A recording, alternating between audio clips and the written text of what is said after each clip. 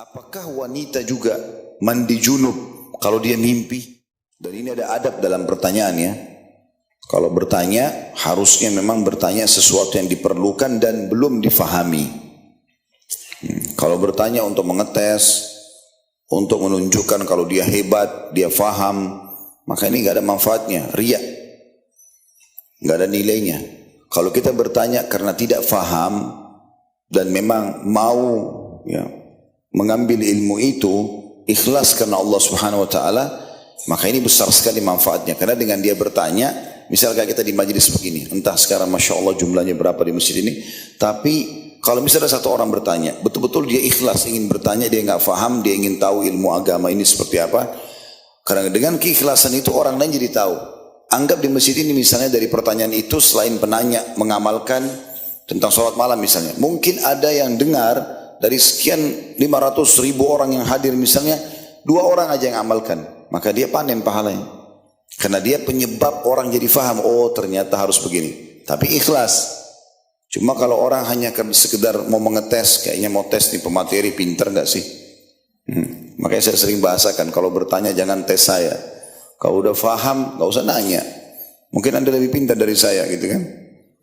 Jadi betul-betul memang murni itu.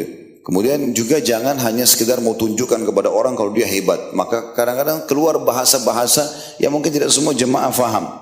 Gitu kan? Ini juga mungkin disebabkan karena mereka ingin menunjukkan diri.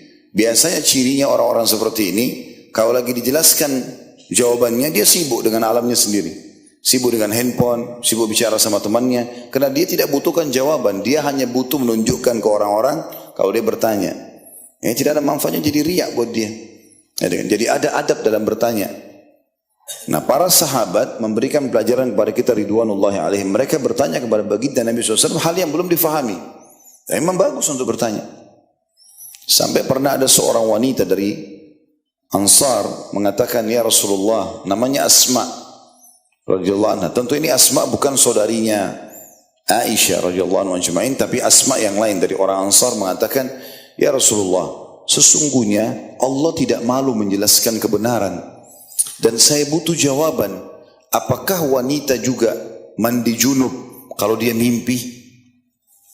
Maka kata Nabi SAW, iya, kalau dia mendapatkan kemaluannya basah. Ini sensitif, tetapi masalah agama. Kalau nggak ditanya nggak faham gitu kan. Dan akhirnya karena ketulusan Asma bertanya, sampai hari ini di buku-buku hadis dinukil. Dan sampai hari ini banyak muslimah memahami hukum itu. Dipelajari. Dan entah Allahu alam sampai kapan Allah menjaga ilmu itu. Karena Allah akan angkat ilmu itu menjelang hari kiamat. Maka semua orang yang faham hukum karena pertanyaan Asma dapat pahala. Kan itu. Maka ini pelajaran penting gitu kan. Kalau kita bertanya memang penting. Bertanya itu akan menghilangkan kesesatan. Akan menghilangkan sangka buruk dan seterusnya. Karena kapan kita tidak bertanya jadi masalah.